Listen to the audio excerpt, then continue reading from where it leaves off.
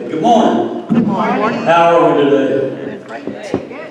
Before we start, I want to recognize a couple of people that are here, and I would not be remiss at all in this because it's important.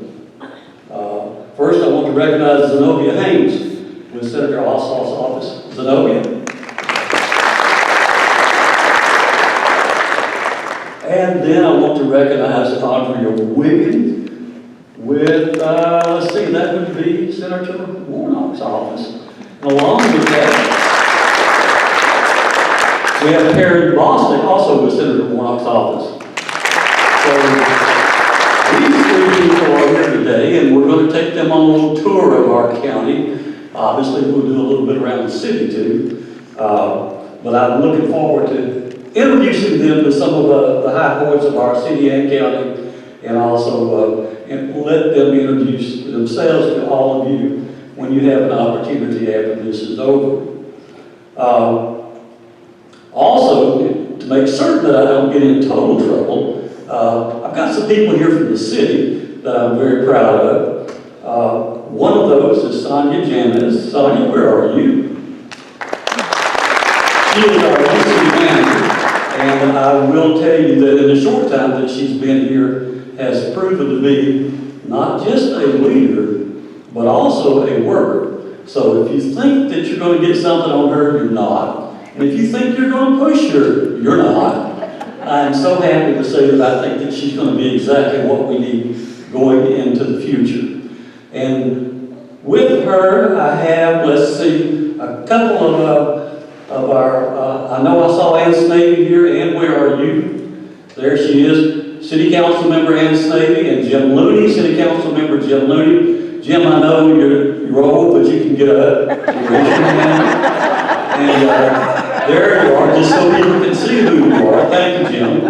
And without fail, I want to recognize a new employee that's going to be a superstar also, and that's Kim Goldner. Although, Kim, thank you so much.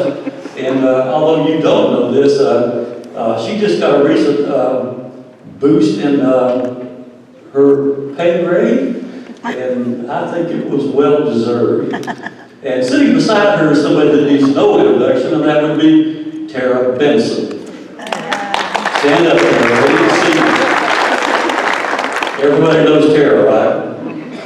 When I want something done, I call Tara. Everybody else does too. So I don't have to tell you that there have been some changes in the last couple of years in our city. All of you have seen that firsthand, and I will say that a lot of that is for the better. I also want to, before I go into my presentation, tell you that this is a very famous date in history, April the 12th of 1922, in Washington, D.C. The Chamber of Commerce was organized. So today is a really good day for all of you sitting here in the Chamber of Commerce. Now, the last couple of years we've had a lot of changes.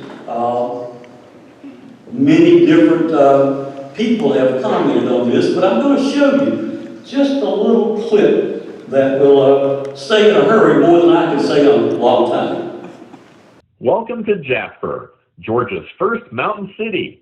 From the scenic vistas of our surrounding mountains to the vibrant atmosphere of our downtown district, Jasper will engage and entertain you. You can enjoy a variety of downtown restaurants featuring all of your favorite fare from farm to table at 61 Main, the Old Mule House and Upscale Tavern, Mexican at Tacos and Margaritas, Italian at I Love New York Pizza, seafood at The Last Catch, soups and sandwiches at Coach's Cuts, or an early morning breakfast at the Carriage House.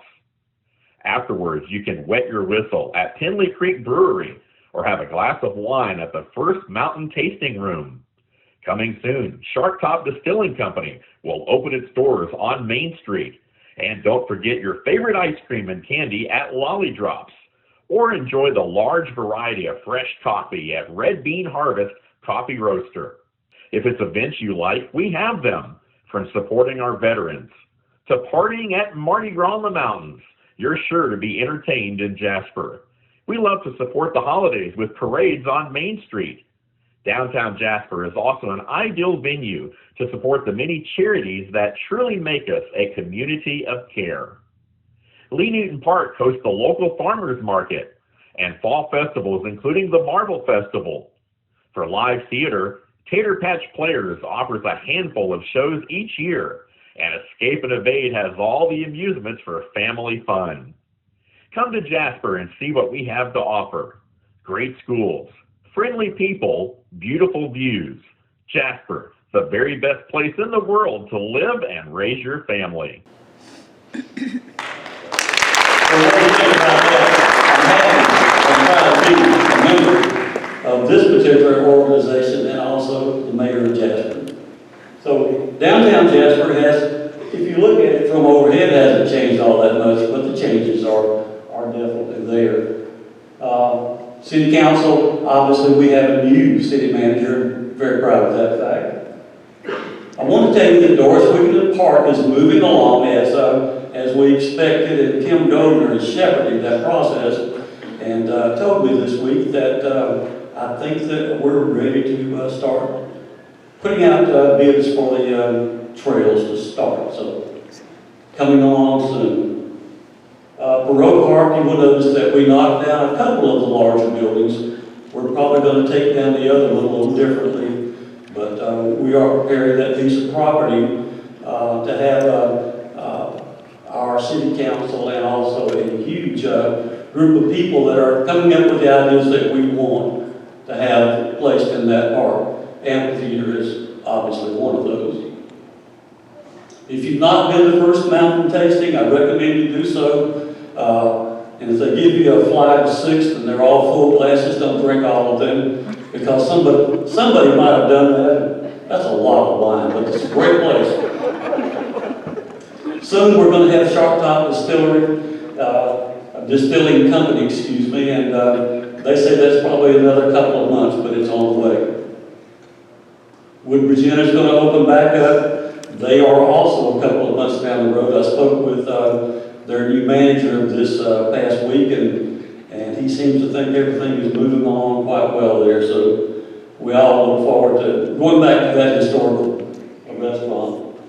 Now I'm going to show you some of the new things, and that's obviously what everybody wants to see. I'm going to go through these quick because Amberly told me that I had, I don't know, 5 minutes or 3 or something like that. So. Oh, back in Worley Crossville, they have, last year I think I had one house up, and this year, look, they're going to have 150 houses, and it's going to be just what you see there. Going up further north, Gateway, and Gateway's got 103, but Gateway also has this 72 unit assisted living with about 40 different cottages. This says 20 cottages, and also a memory care that I'm going to have to use sooner than I thought I would. I thought that 20 was 40. Piedmont Residential is almost done with the section they have up close to the hospital, but I understand they're looking at another piece of property. This is what's not started. This is behind Eagles, Mountain View, 156 apartment townhomes and also commercial. I think that commercial will be maybe 30,000 square foot if we're lucky. It'll also be the only new apartments that we have going up at present inside the city limits of Jasper. Parkview, which our city playground that we all know as the duck pond. This is looking across from the duck pond over into what will be 40 apartments there. Northbrook, 39 cottages, and that's up Old Highway 5 heading towards the back way to LJ. Foothills of Jasper, that's 199 single-family units, and you will see that that is the north west corner of 515 in Philadelphia. Rolling Meadows on the opposite side, 272 single-family dwellings. Those will be attached.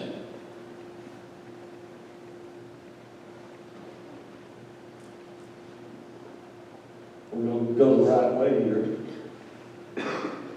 And this 81 townhomes is at the southwest corner of 515. So now, a little history, and I've got Commissioner Stancil, where is he, to keep me straight on this in case I mess up the date on this, but I believe it was 1853, is that correct?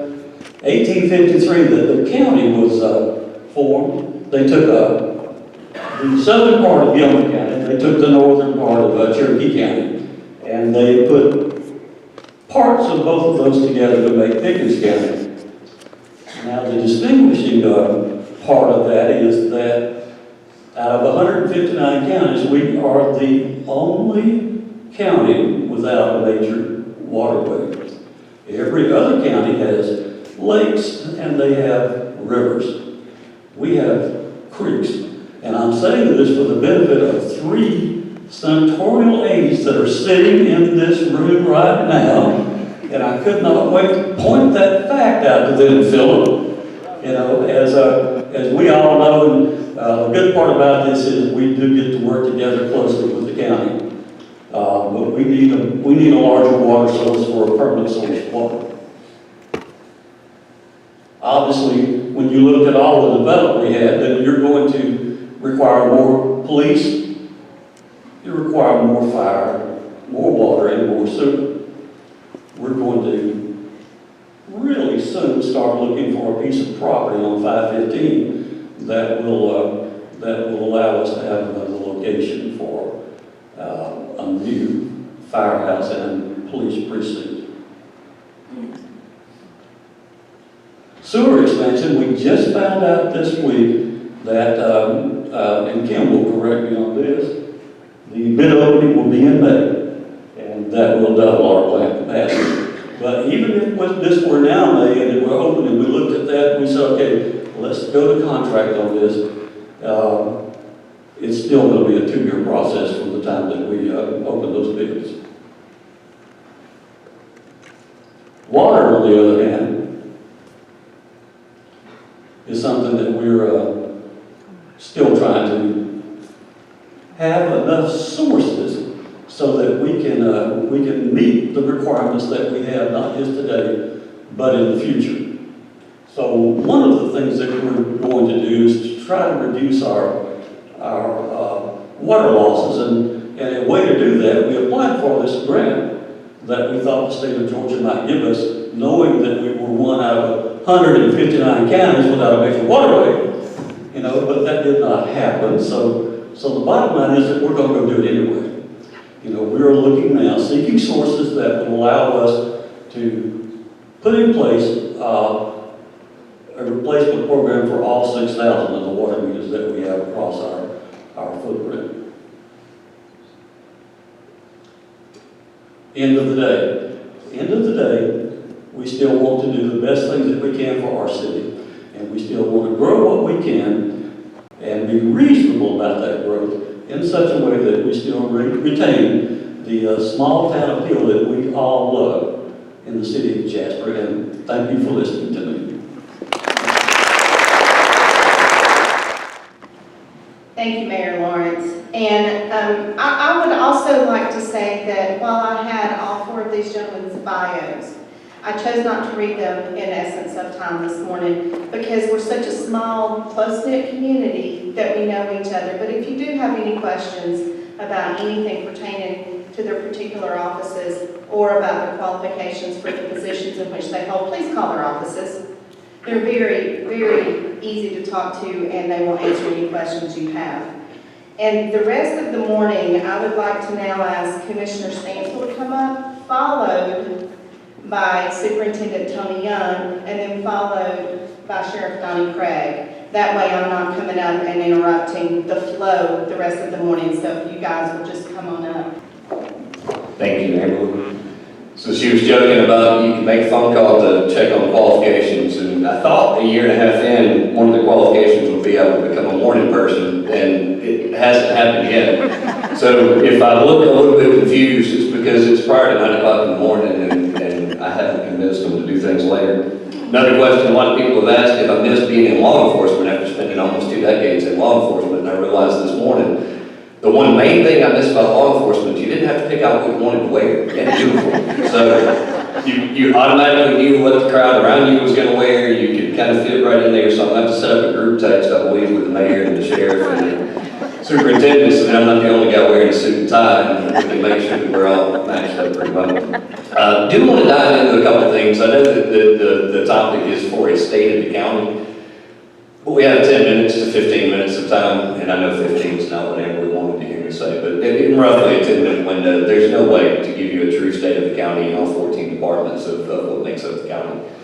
What I want to do is just kind of narrow that topic down, and we'll just spend a little bit of time in one category that the county is working on, with hopes that we'll set up a much more involved work session that the board can all be present with, and invite people to a true state of the county with much more in-depth information as to what we're going through. I think talking about the future of Pickens County and taking a look, and I really, it's funny because we didn't talk about how we were going to present these back and forth, so apparently I'm going to be the yin to the mayor's yang, and we're going to kind of have this two different spoke look at the future of our community. And I don't think it's necessarily a wrong thing. I think that it's important to recognize the difference between incorporated and unincorporated Pickens County. Incorporated is those areas that are the city of Jasper, city of Nelson, town of Talking. And the unincorporated parts of Pickens County are the ones that are not governed by those areas. So I want to make sure to kind of focus on the presentation that I'm going to give you today is going to focus on the unincorporated portions of Pickens County and the challenges that we face and kind of go through. I think looking, there's three main management priorities that we have in all government. Obviously, service and scope and quality are huge, and that's one of our top priorities is to make sure we're providing the best services we can, the best quality. I know I'll be remiss after some introductions. We've got some incredible employees that are here with us today, that several different departments that are represented. I'm not going to go through and try to name them individually because they're spread out throughout the room, and I will leave somebody out, and that'll cause me more grief than if I named them. So you have definitely got incredible staff that are providing incredible services, and we're trying to make sure that we're always expanding that to meet the needs as they go through. Another huge challenge that we face is cost and inflation. That's something that as business owners, as well. Your cost is going up, inflation is going up, which means your dollar is a little bit less valuable than what it was before, and so the combination of those two affects the government the same way. So how can we manage that money well so that we're taking care of providing that same scope and quality of services that are there? But this morning I want to talk about growth control. That's going to be the area I want to kind of zero in on, because that's one of the biggest challenges that we face as a community, as we look at the challenges that are in front of us. I've heard terms of smart growth, growth management, no growth. There's a number of different opinions. If you jump on Facebook, there's experts everywhere. I read a few last night that have PhDs that jumped on and gave some wonderful dissertations. So I'd highly recommend for your entertainment pleasure to go and study those. They're the ones with the qualifications. The thing is, most people are reacting to something they don't have all the facts on. They don't know all of the information. They don't know the legal side of things. They don't know. So you get to hear all these different opinions when you look at growth management and growth control as to what that looks at. As I said just a moment ago, I want to make sure to point out again, this is unincorporated that I'm talking about. I'm not talking about the incorporated where different services are available. What I also want to say is that we are not a no-growth policy board of commissioners. We believe that we have to follow the flow of what's going on. That you can't just say that we have no growth, that we want to close the door after we all got here. We all got here, so at some point in time we have to recognize that some things are here that we're going to have to figure out ways to how do we manage this effectively, and how do we have a responsible growth program, responsible growth policy as to how do we grow responsibly, how do we make sure that we're keeping up with what's going on. If you take a look at North Georgia, and specifically our area, and you look to the south of us, first you'll see Cherokee County's growth. Cherokee County grew 27% from 2010 to 2020. You look just to the side of them, Forsyth County grew 50% during that same time period. All that pressure is pushing northward. Same as what happened to them. All the pressure pushed northward from below them with population expansion. So from Fulton, from Cobb, I think you could also factor in DeKalb, you could factor in Gwinnett, all those different things that press that population up into Cherokee and Forsyth County are also now pushing into North Georgia. Spend time, I know I'm a data nerd, so last time I was here a year ago, I sat and went through just statistics and comparative counties and used a 10 comparative county radius. For the purpose of today, what we did is took 6 counties. We tried to look at those that are northward that are coming up, because obviously you can see Pickens County is on the cusp of these significant growth patterns pushing north. So we have Pickens, Dawson, Lumpkin, Gilmer, Fannin, and Union, and White counties. And just trying to take a look at those counties as to how are they being affected with these growth patterns that are going.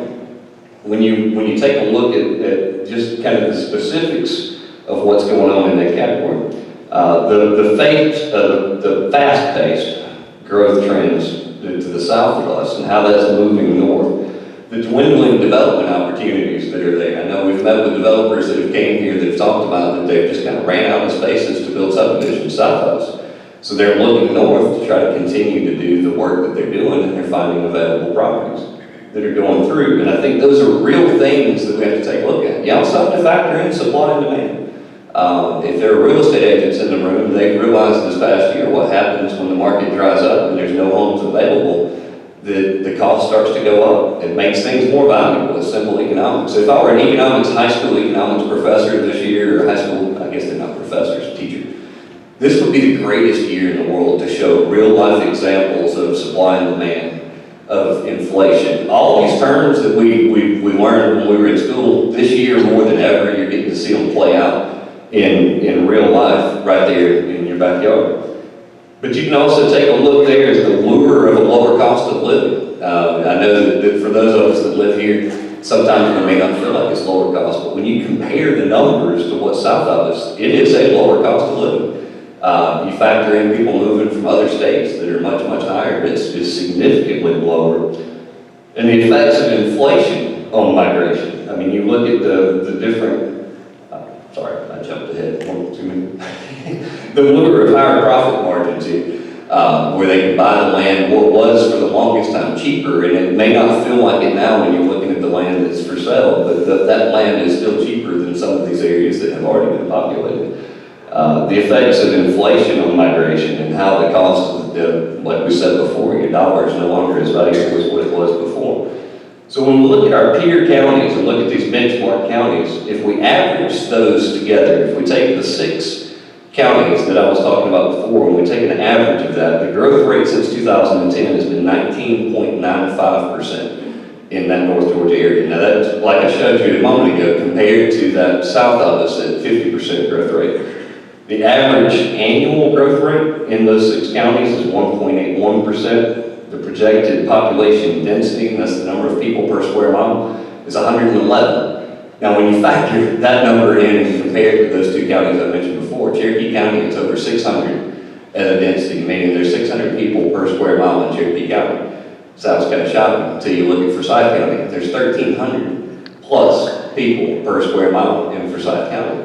This is the reality of what's been happening to the counties below, and I think that we have the luxury of seeing that so that we can be prepared and to also ensure that we're doing what we can to help manage what we're facing. If you want to look at those numbers specifically just in Pickens County, we've got a 16.6% growth rate over that 10-year span, averaging 1.51% annually. Our population density is 148. Which sounds higher when we're looking at that average category, but also factoring in what we're looking at from that south of us at 600 and 1,300. One statistic we threw in here that feeds off what the mayor had said. When you look at the square miles of water that exist in Pickens County, we have a whopping 0.7 square miles of water in our community compared to the average of 3.1 square miles in that region. Just to look at the other county that's being affected by this equally, and to our east is Dawson County. Dawson County's growth rate since 2010 was 30%. with a growth rate of 2.74%. Their projected population density this year is at 138. If you look at a map, you can see they're just a bigger county than we are. But they also have 3.6 miles worth of water. So it makes a huge difference for them when you go through. When you look at the problems and you look at what we're facing, then it's obvious you got to say, okay, what is the solution? How do you manage, how do you effectively manage growth? And I think one of the things a lot of people may not be aware of in this room, there's several of you that are, because you were a part of the steering committee that was responsible for it, but every 10 years, we create a comprehensive plan, joint comprehensive plan. And that comprehensive plan, one of the beauties of it, is it takes it out of the politicians and invites the community to come in and to come up with ways to establish, and then you have a lot more input. So it's not just elected officials, it's elected officials working with citizens to create a plan. And in that plan, it actually gives you different growth patterns and growth areas for how things are going to be built. When you look at the bottom there in the comprehensive plan, you have the character areas that will define what you're trying to protect. When you're trying to protect different areas, it'll show you a development map that also will try to help to shape this thing. And then it's the community involvement. It's drawing in partners from all over the community to try to find a way to gather that information.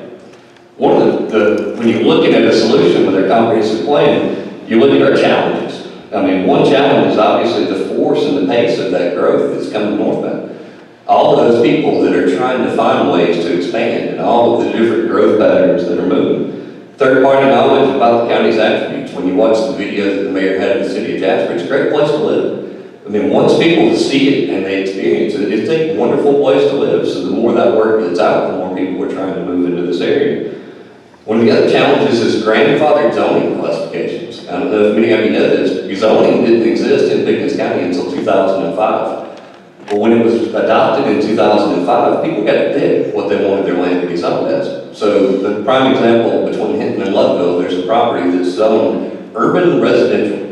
Now, I don't know if you've drove through Loveville, Georgia in a while. Urban is not necessarily a classification that you would typically associate there, but one of the definitions for urban residential is it has to have sewer, it has to have water. There's no sewer outside of the city limits within Pickens County, and there just recently was water that went through that area. So we've inherited some zoning classifications that we have to deal with. There's other places that were large acreage pieces of land that might have been timberland that got zoned residential, 2005. That doesn't change automatically. So as these developers that have sat on this property now are looking at the market and what's going on, they're looking at the opportunities to create something, to create a subdivision, to create different things that meet the criteria, that doesn't go for a rezone request because they've already been zoned correctly. So it's a challenge we face that some of those things are not going to conform with our comprehensive plan. When you look at economic growth over on the east side or on the foothills area, and you're trying to look at how do we continue to make sure that we're providing the services that are there without changing the character area that's defined in our comprehensive plan, then that's a challenge that we've got to face. One of the others is taking a look at our current ordinances. Are our ordinances up to date, and are they going to hold with what we're currently experiencing? So we're having to take a look at those. I think some of the administrative success factors of how we look through that. The number one is to be disciplined. The number of things that come across the desk of the Board of Commissioners, and if we're going to say that we're going to stick to our comprehensive plan, is to actually be disciplined to stick to our comprehensive plan. There are some gray areas that aren't covered, but I think truly being disciplined in how we look, being consistent in how you apply the comprehensive plan. If our county attorney was here right now, it'd be the first time he nodded and said amen, because that would prevent us from constantly being sued from varying back and forth and favoring one versus the other. We're working with the Carl Vinson Institute to try to do an ordinance assessment as to what can we do to make sure our ordinances are in place.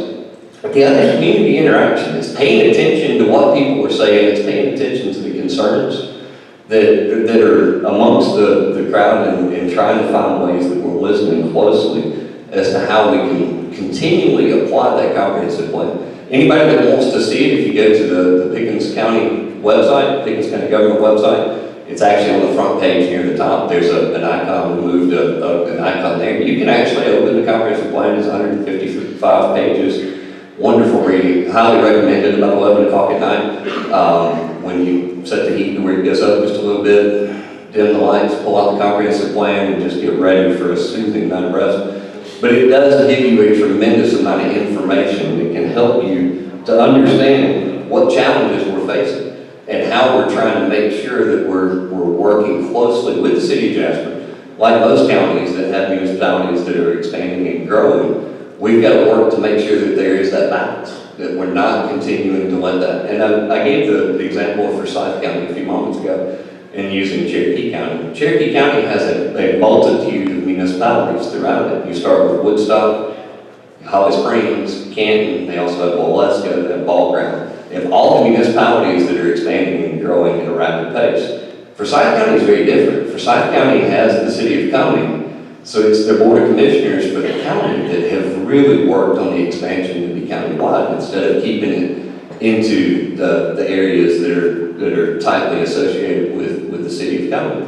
So we have the beauty of watching what other counties have gone through so that we can try to apply what we need to apply to make sure that we continue to keep our identity, what we want to keep our identity. Is it going to change? Absolutely. It already has. It's already changed significantly. I think one of the things we're looking at in these growth numbers is to show that this isn't something that might come, it's here. So we're not preventing it from happening, it's already here. It's what are we going to do as a community, as a board, to where we can help shape and what we're there. So I highly recommend spend some time, understand what the comprehensive plan is, get involved. We'll have, next year actually will be our update period. Every 5 years that plan is to be updated. So any community members that have an interest in participating in that process, I highly recommend reach out. We'd love to get you on one of the committees to help with that as well. Now I want to thank you, and I know I probably went over on time because I can't say hello in 10 minutes. So, but I do appreciate the invitation to be here and thank the Chamber for all that you're doing. Thank you. Good morning. Good morning. Good morning. Mine's the easiest probably of all the presentations today on the state of the school system. The state of the school system is in this room. I tell everybody every day that school systems reflect their community. And we're very fortunate in Pickens County to have a community like we have. We are luckier than some. I spend a lot of notes up here. Don't look down at those or I'll mess up. I spend a lot of time dealing with other superintendents who are not as fortunate to have a community like we have. And so I want to start the state of the school system address to you today by thanking everybody in this room. You in this room are what make the Pickens County school system what it is. The children that you send to us reflect your values. They reflect how you interact, how you treat others. And so we are lucky, and I want to thank everybody in this room for helping us with that, because that's probably the most important thing that makes a good school system is the community in which it operates. So we're very fortunate here. So I want to thank all of you. You all deserve a round of applause of what you do for the school system. It makes our job a lot easier.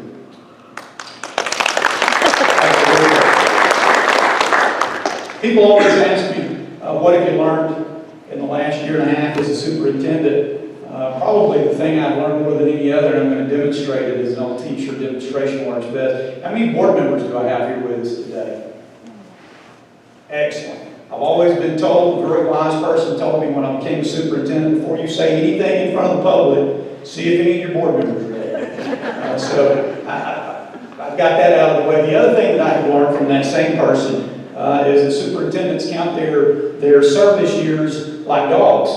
And so it's been 10 years. I've been superintendent 10 years now, 7 years since I last addressed this group. And it's been a long 7 years. But we are surviving and we are doing well. So those are the two things that I've learned.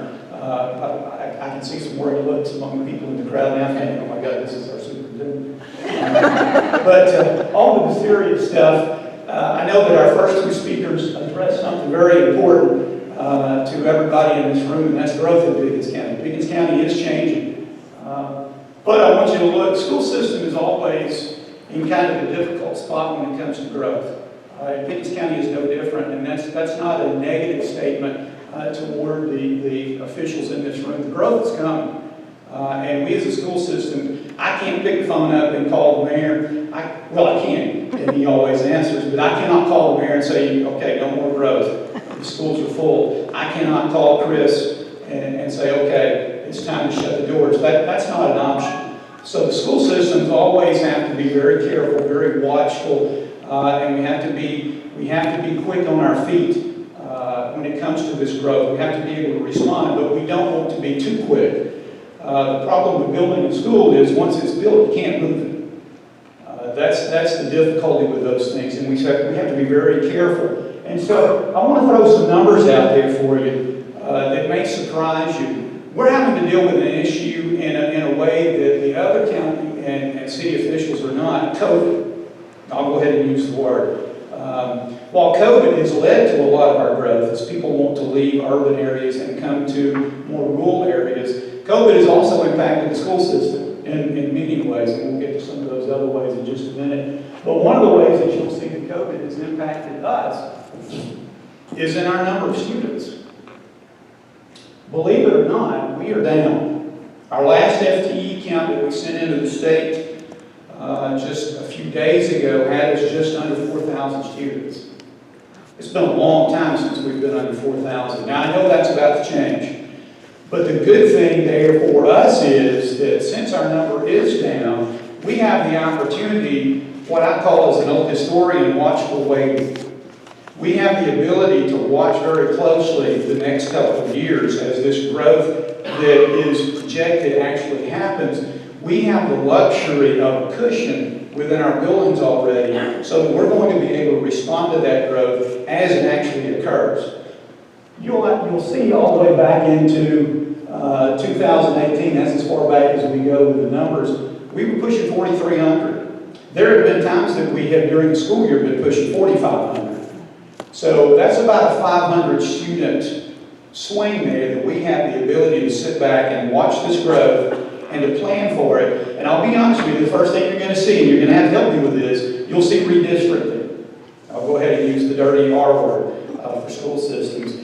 The first thing you will see us do in terms of our response to the growth is you will see us redistrict to balance those elementary schools depending on where that growth comes and the type of growth. Some of the buildings, some of the communities that are coming are senior type communities. We're not going to get any students out of those. We're only going to get students out of certain communities, and we have the numbers and we are able to do the math that will tell us roughly how many students each of those subdivisions, based on the cost of the house, based on the age of those that move in. We've got formulas that will tell us how many students we can expect from those. And so we're going to apply those formulas to this growth. We will work very closely with the city and very closely with the county as we do that. So be prepared in the next year or 2 years to see some redistricting. That's never a popular thing.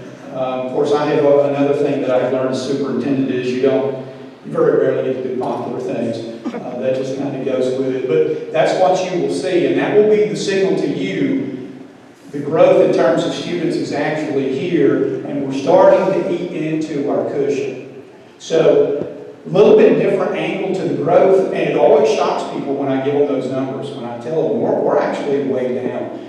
And we attribute that to COVID. We lost a lot of students during COVID. A lot of students either left us, moved to other counties for other opportunities, or another trend that we have seen is there's been an increase in homeschooling.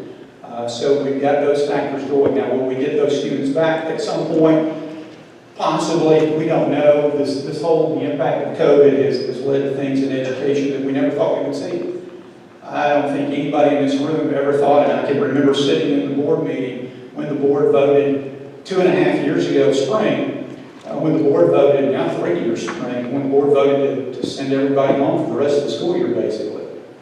I can remember sitting there, and I guess I'm telling on myself, I started in the Pickens County school system in 1990, and in dog years, that's over 200 years. In 1990, if somebody had come to me and said, you know there's going to be a pandemic someday, and we're going to close these buildings for months, I would have said, that's never going to happen. So, we can't predict to you whether we're going to get those students back. What we do know is coming is the new growth is coming, and with that will be those new students. So we will continue to grow. Those numbers will come back up. We'll fill our buildings back up. And yes, we are fiscally conservative. I'll throw that out there. You know, I don't have any board members. I'll throw that out there. We have been fiscally conservative as our numbers have declined, so to have our staffing numbers. We have not let any teachers go. We don't do that in Pickens County. My policy has always been to absorb those losses. But we have. We are down over 20 staff members since I came into this position a year and a half ago. We've had to absorb, as hard as that is to believe at a time that we're sitting on potential explosive growth. We have actually had to scale back. As opposed to our friends in Fulton County, they're going to hire approximately 600 new teachers this year. We have approximately 600 staff members. It always boggles your mind to put things into perspective like that. But just bear with us. The growth is coming. We will, in the fairly near future, begin to look at potential building sites for some schools. But first, we're going to go to capacity with the buildings that we have. That's just fiscally conservative way to approach things. So let's talk a little bit more about COVID. Some people have told us that there is another wave that's coming.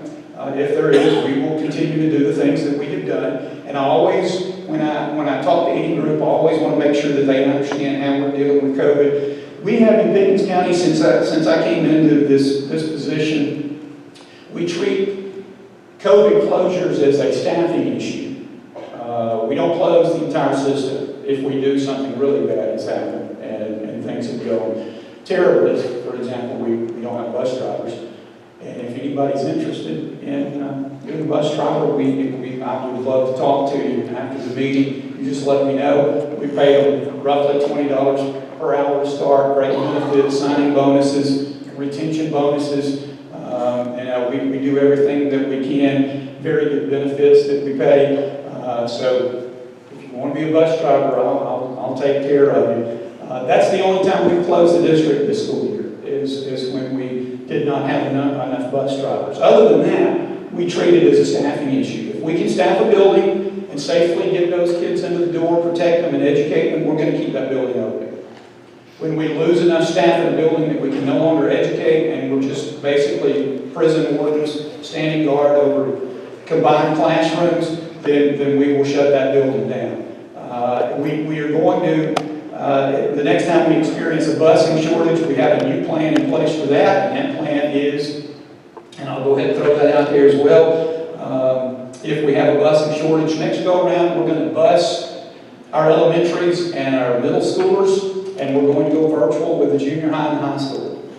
Study after study after study has told us that the younger kids struggle at home on a computer. The older kids do better on computers, and that's not always a good thing. They're good with those computers. We try to do better, but sometimes they get past us. But we should always, barring a disaster, have enough bus drivers to bus K through JMS, K through Set 6. So we'll go virtual with the junior high, we'll go virtual with the high school, and we'll bus the little ones, as we call them. So that's our backup plan, try to avoid shutting the entire district down again. Now, knock on wood, or faux wood, this is not ever going to happen again, but in case it does, we try to be responsive to it. We try to stay ahead of it, we try to plan for it, even though sometimes it throws us a curveball. Let's deal with some of the positive stuff. For those of you that are out and about Pickens County, you will see there's been a lot of SPLOST projects, a lot of construction going on. We're very proud of the things that we've accomplished. If you haven't been to Pickens High School lately, drive down the drive, and it is an impressive thing to see as you come around the curve, across the railroad tracks. The most beautiful setting in the state. We never host an event without somebody coming to me and saying, oh my gosh, this is the most beautiful campus I've ever seen. We reoriented the ball field, turfed it, and so you see the ball field as you come down, and then there is the building itself. And we are excited. One of our upcoming SPLOST projects is a remodel of the high school. There again, telling on myself, I can remember moving into that building as a department chair, hauling the textbooks down in the back of my pickup truck, getting ready for the opening of that building. As hard as that is to believe, the original cube of that high school is over 20 years old, and it's showing its age. It's time for a remodel. And it'll take about 3 phases to get that done. Over the course of the next few years, you will see us move into that as we finish the current project. You will see us move into a remodel of the interior of the high school like we remodeled the junior high. It will be basically a complete gutting of the interior of that building in 3 phases, so that we will have a new building inside that existing shell. We don't want to build a new high school until we absolutely have to, for a number of reasons. Most importantly of which, right now, construction, thanks to COVID and inflation, as Kris talked about, it's about 33% higher now to build a school than it was a couple of years ago. So a new high school would just absolutely boggle our minds to look at the numbers. So we're excited about that. We're excited about the current projects we have going on. The junior high ag facility is completed now.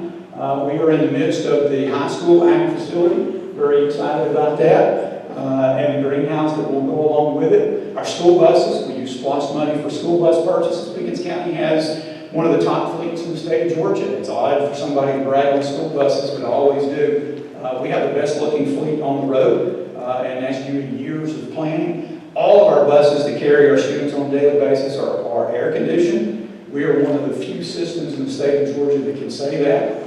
And we have a fleet that is under 10 years old. We are one of the only systems in the state of Georgia that can say that. And we're very proud of our school buses. We're proud of the fact that we're one-to-one with technology. When COVID did hit, we were better able to deal with it than most other school districts in the state of Georgia because we already had a Chromebook for every student. Every student in Pickens County receives a Chromebook. It's theirs for the school year. And so we were able to adapt and deal with COVID a little bit better than other school systems, even though as you get down into those lower grades, it just does not work well. And so we've been very fortunate in Pickens County. And a lot of that has to do with the group of people that are in this room. It's been a very successful year for us in a number of ways. And I apologize before we even look at this list. I've left some things out. I know I have. I can't list them all truly. We have one of the most amazing student bodies in the nation, not just the state of Georgia. It is absolutely incredible the things that they are able to accomplish. Some of them are listed. The Nets with a Final Four appearance in the state playoffs. Very few schools are able to stand here and say that. Marching band, head back to Washington, D.C. Yet again, we always put an incredible product on the field. If you've ever been to any of the games, seen our marching band, it is an amazing thing. Major League, or the Mountain League Championship, the junior high baseball team. Wrestling, very successful. Piper Duncan, another accomplishment there for her. International extemporaneous speaking. State champion there. And Tim Baston, CTAE coordinator, TSA administrator of the year. The list just goes on and on. I would invite everybody in the room, and I apologize, I've got a 9 o'clock board meeting I got to go to, but I would invite everybody to come to our May board meeting. Not this one that's coming up this Thursday, but our May board meeting. Our goal is to have an end of the year celebration, to have it at the junior high in the new auditorium, and we will be recognizing a lot of the students. We're going to be recognizing the Nets at the board meeting Thursday night, and then we're going to be recognizing the salutatorian, valedictorian, teachers of the year. Huge celebration there at the May school board meeting. We're going to move it to a larger venue so that we'll be able to host and seat everybody. Speaking of our teachers of the year, I always like to mention our rock stars. Our banquet's coming up in a few short weeks. Hard to believe. Got all of them listed there. If you know any of those people, give them a pat on the back. These are the people that have been recognized by their peers for their success in the classroom. It's very difficult to narrow that down to one teacher each year. It's tough for the staffs to do that, but they do. And so we will be recognizing that group of people at a banquet, probably in this same room, possibly in the next couple of weeks. So we're very excited about that. Look ahead just a little bit. I don't know what it is in Pickens County. We are very fortunate, and other schools are struggling to staff the classrooms. Other than retirees, and you're never going to convince them to stay, but other than retirees, we only had a handful of teachers decide to leave us. And we are, as of the week before spring break, only down to one hire still to go to fill our current teaching slots. I don't know if there's any other system in the state of Georgia that can say that to you as of this moment in time. So we have been able to fill our teaching shortages. We're very excited about that. Another thing we're very excited about, Dr. Goodman is sitting here, you'll see something that we have gotten very serious about while I've been here is academics. And so we're very fortunate to have join us not that long ago, Dr. Janet Goodman from Haralson County. She is now our Chief Academic Officer, and she is charged with the task of getting our test scores where they need to be. That will be her focus. And there again, as an old teacher, test scores should not be the end-all and be-all. I agree with you completely, but until we're able to convince those that make that determination that that's true, we're just going to have to live with the reality that we live in. So I truly expect in the coming years some exciting things in terms of our accomplishments and where we stand in the state, where we stand in our RESA. We should be at the top of the RESA and test scores. I say that to my group almost on a daily basis. Every time we discuss this, there is no excuse for us to not be at the top of our RESA when it comes to test scores. And so that's where we're headed, and we are excited about that. We've got our new curriculum director coming on June 1st. Another thing we're excited about is our 4-week enrichment program. We're not going to call it summer school.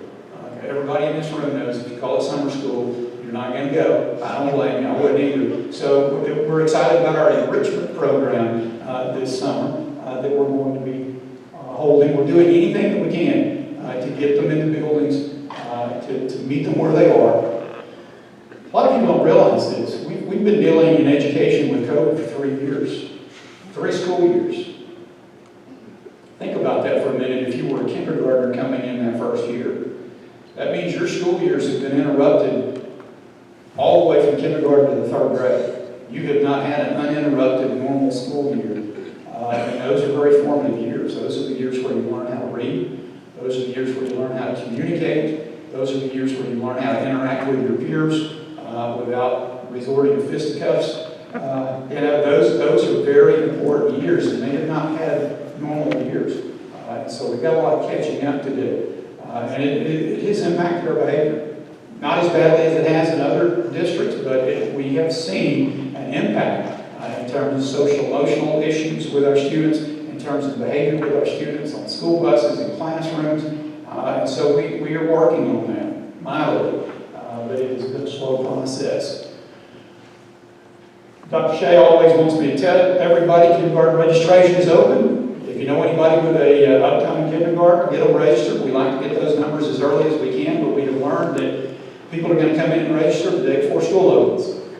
It's not like we can tell them no, and they know that, so it's one of the last things on their list of things to get done, and so we are always scrambling at the end when we find out, oh my gosh, we have too many kindergartners at a school and we're having to balance, but we will work our way through that. And so with that, I'm going to close. That gives me time to get back to the office for my Zoom meeting. Who would have ever thought that would be the way you conduct most meetings, was through Zoom. That's never an enjoyable thing, but I've got a Zoom board meeting with Mountain Education at 9. As Amberly said, I welcome any phone calls, any comments. It is an honor to be your superintendent. I never would have thought that I'd be standing here saying to you now that we've been at this gig now for a year and a half. But I have learned one thing in all seriousness: get a good staff and get out of the way.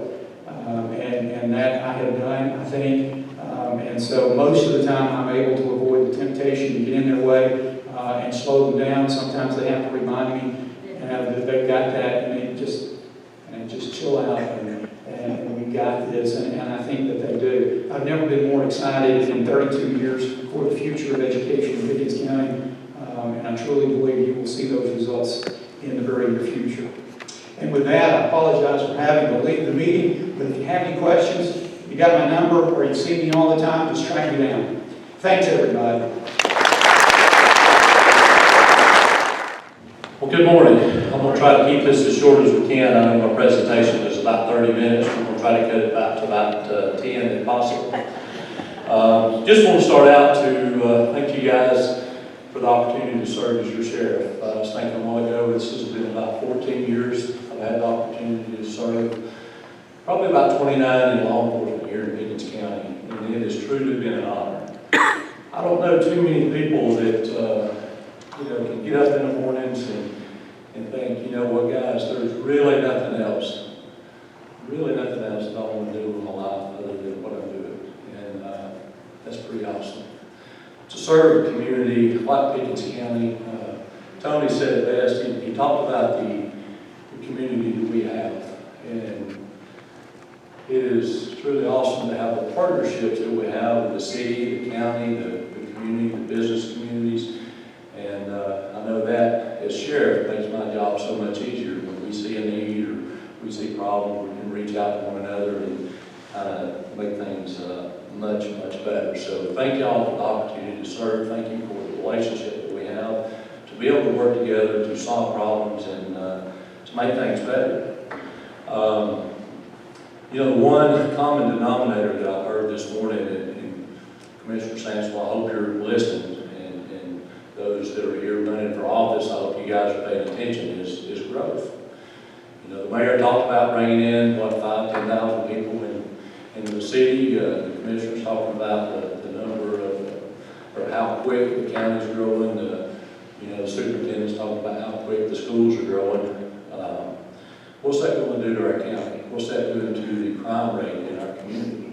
My job as sheriff is to hopefully allow us to maintain our standard of living.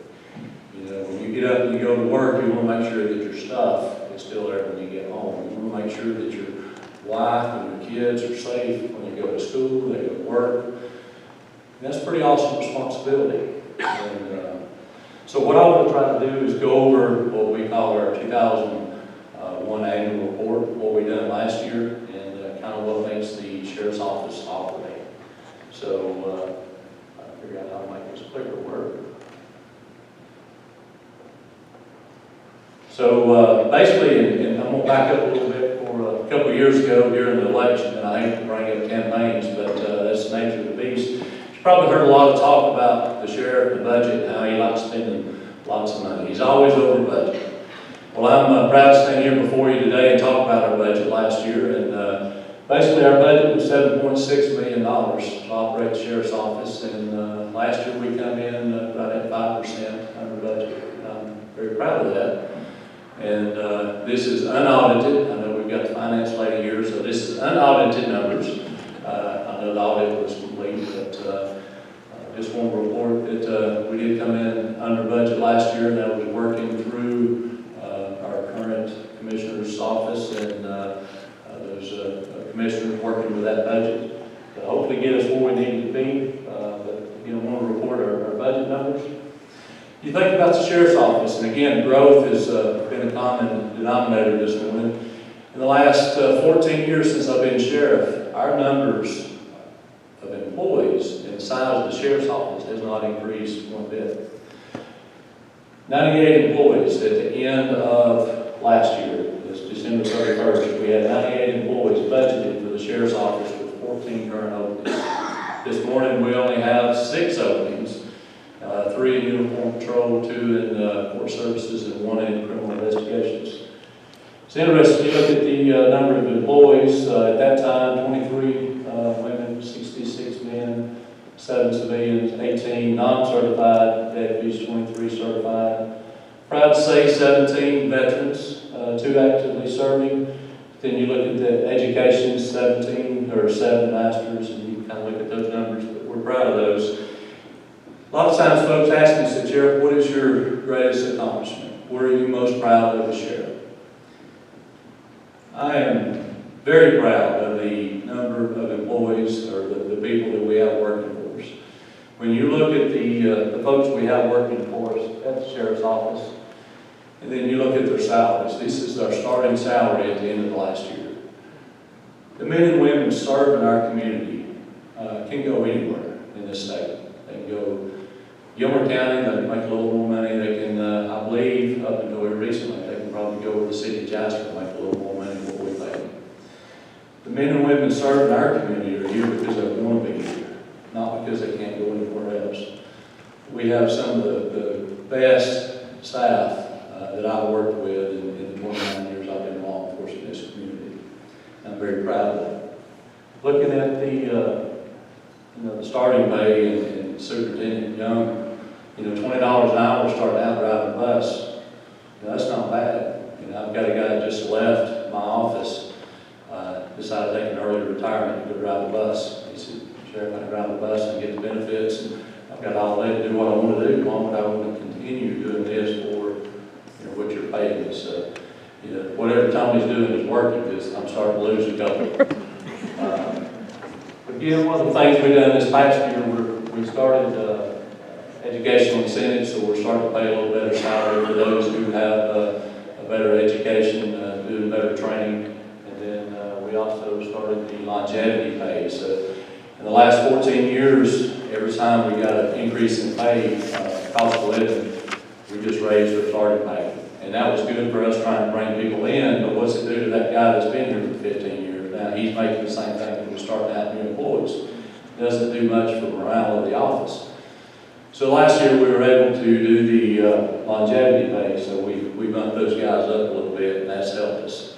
And that was much needed. Capital improvements this past year, again, keep in mind we were under budget, but we still spent some money on capital improvements with some jail upgrades. We spent $173,000 replacing floors, cameras, just doing some typical upgrades. We bought 15 new body cameras, currently all uniform patrol deputies, certified deputies working in the schools, on the road, are currently wearing body cameras. We bought 22 new vests, 15 new patrol vehicles. Those vehicles were anything from Tahoes to Durangos. We bought a Jeep, bought several of those locally. We replaced vehicles that had 180,000 miles on them. So we're very proud of our fleet of vehicles, finally getting those up to where they need to be. Administrative upgrades, replaced the flooring, the carpet had never been replaced over at the jail. We replaced all of that. And then some upgrades over to criminal investigations. We mentioned a little bit about going over budget the last few years. One of the big areas that we continue to go over budget was in overtime. And you think about overtime, you think about the guys just hanging over shift or working over to cover a shift.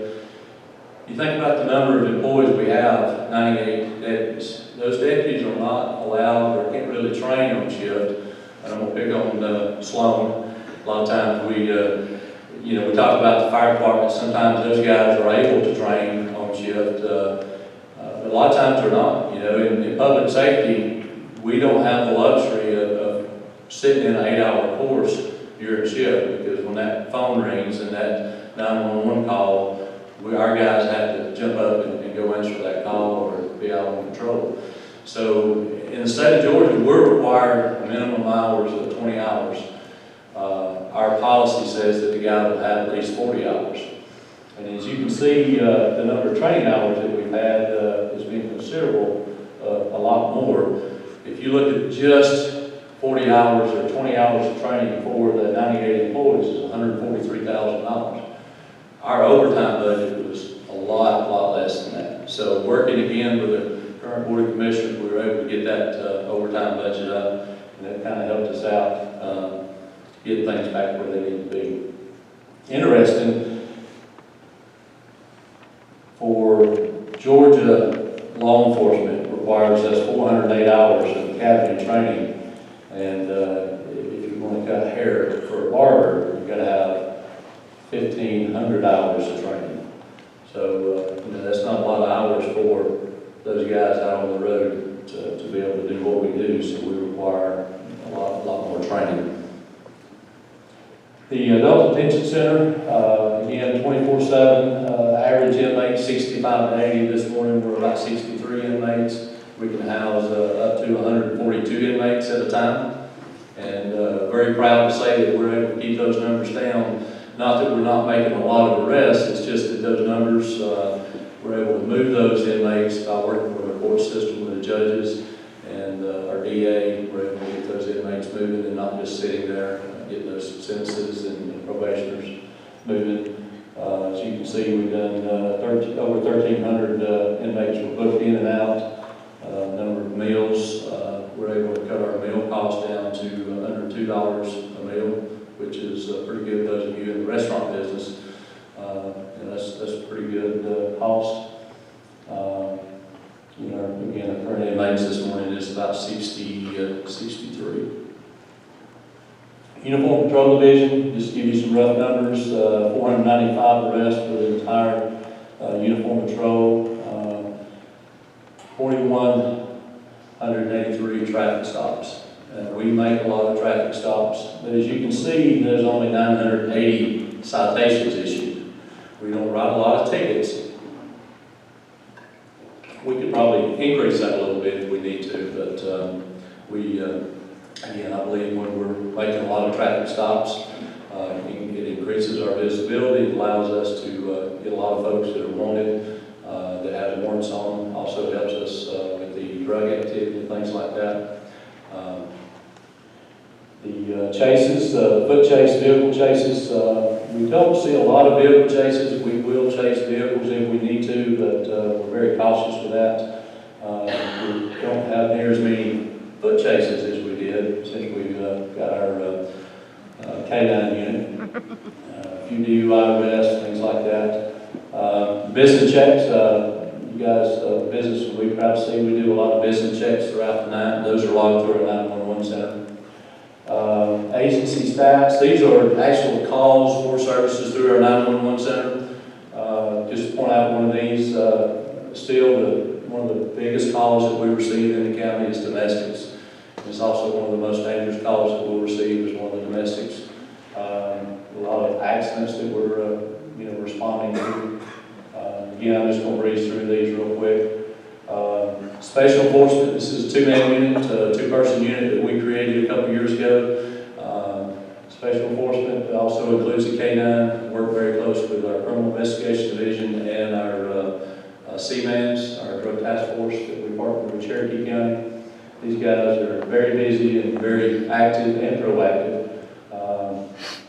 These guys just in this unit made 49 drug arrests alone, 70 warrants, 30 K9 deployments last year.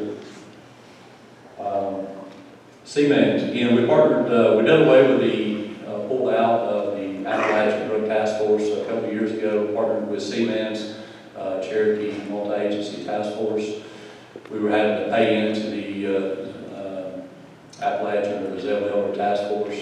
Our partnership with Cherokee County, basically we detached 2 agents that actually works dope in Pickens, and we've added a third, which is a forensic analysis that works for the unit both here in Pickens and Cherokee. And with these 59 arrests were by these 2 individuals working these stats are just in Pickens County. So these are criminal investigations. We've got 5 individuals working as detectives here in Pickens. These are some of their arrests that were made. Number of cases that they're following up and working. So when the Uniform Patrol answers their calls, if there's something that requires follow-up, it gets turned over to the criminal investigation divisions, and these folks will do that follow-up investigation and hopefully deal with that. Again, lots of fraud cases that we're having to deal with. And I know John Cagle came in and spoke recently on some of those fraud cases. Court services, dealing with the courthouse and courts. We had over 43,000 people coming through the courts last year, again, thinking about COVID. Courts were basically shut down this past year. Even though we weren't seeing a lot of courts, nearly 500 court sessions that we were a part of. Court services also does all the inmate transports, all your civil process and things like that. So they're very active. We are seeing the courts pick up. A lot of civil papers are now starting to come through. We're already scheduled, I think, for the next 3 or 4 months. If you haven't received the jury summons, it's coming. We've scheduled, I think, over the next 3 or 4 months, I think 3 different criminal and jury trials. So some of those cases will be moving hopefully very soon. Partnership with the schools. We've got a school resource officer or deputy working at every school now, with 2 at the high school, and that partnership is awesome that we have with the school, being able to be there, be with the kids. Interesting, last year we only had 2 students arrested in the entire system. We had 54 investigations, and we had 54 juvenile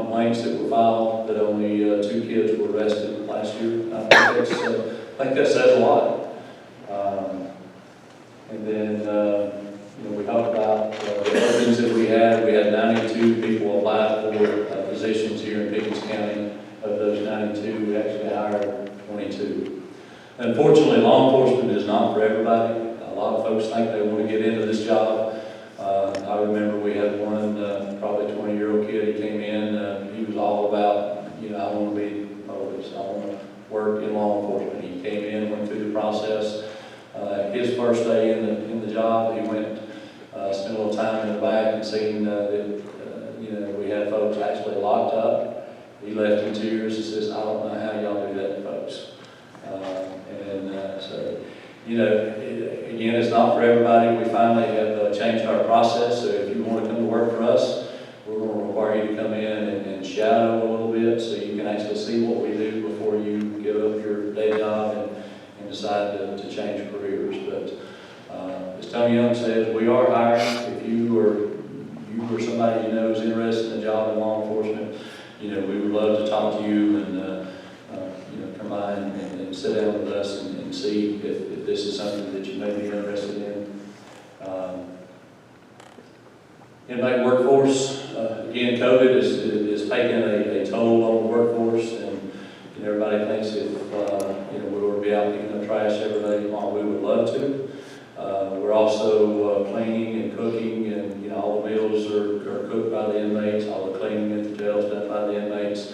All the grass at the jail is taken care of by the inmate workforce, as well as the annex at the old high school. We do all the maintenance and upkeep there, and then when we have time, we will definitely get the crew out if we have anybody. Unfortunately, right now, I think we've got 3 inmates that we can feel comfortable getting out, and even with 65 inmates, you'd be surprised how hard it is to get 2 or 3 that we can trust enough to put out on a crew. So just understand that it's not always easy to put a crew out there on your roads, but if you do see a crew out there, knowing that they are what they call the pick of the litter, they're not somebody that you're going to have to worry about if you see them out on your road. So, but these guys do a lot of work, not only picking up trash and doing maintenance throughout the community, but they also help with the county government, with the Board of Education, and anywhere else that we can use those guys. A couple of programs, I know we've talked about these in the past, in plain sight, and then Tip 411. Our Tip 411 is an anonymous tip. You can sign up and get an app on your phone, and there's absolutely no way we can track this. So if you send a tip to us, know that it is anonymous and we cannot figure out who it came from. This is really starting to pick up for us. We're getting lots of good drug information. We're getting information through the schools about things going on there, and so this has been a really good program for us. Just some highlighted events that we do here. And the last thing is we're in the process and have upgraded our website, so if y'all get a chance to check that out. But again, thank y'all so much for the opportunity. We love what we do.